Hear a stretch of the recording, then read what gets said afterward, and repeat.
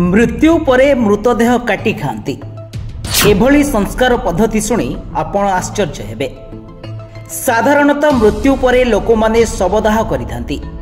पृथ्वीर विभिन्न स्थान रे मध्य लोकमाने विभिन्न उपाय रे शवदाह करती। किछि स्थान रे शेष रीतिनीति करिवार प्रक्रिया मध्य भिन्न रहिछि। एहा एपरि जे आपण शुणिले आश्चर्य होइजिबे। आपण जानନ୍ତି कि एपरि एक स्थान अछि ଯେଉଁଠାରେ मृत्यु परे लोकमाने मृतदेह को काटी खाई थांती। तेबे आज यही अद्भुत प्रथा विषय रे आमे आपनकु जणाइबो। प्रियजनक मृत्यु प्रत्येक व्यक्ति पई दुखदायक। एपरि परिस्थिति रे तांको मृत्यु परे रीतिनीति अनुसार तांकर शेषकृत्य करा जाई तांको आत्मा को शांति दिया जाए। शेष रीतिनीतिर एही पद्धति प्रत्येक स्थान रे भिन्न भिन्न होइथाय।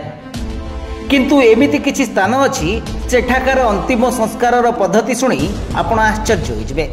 वास्तव में इंडो यूरोपीय अंचल रे एहा एक 8 वर्षर पुराना प्रथा। एही परंपरा रे मृत्यु परे लोकमाने मृतदेह को काटी खाई थांती।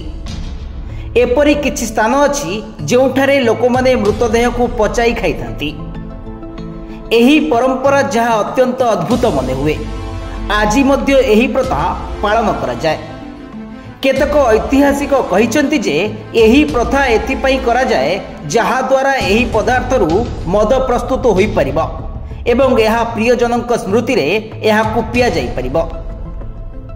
इंडो यूरोपीय अंचल रे खास करी ग्रामीण तथा आदिवासी संप्रदाय रे एही प्रथा विशेष भाव रे प्रचलित। समान प्रथा दुनियार अन्य भाग रे मध्य देखिबा को मिले।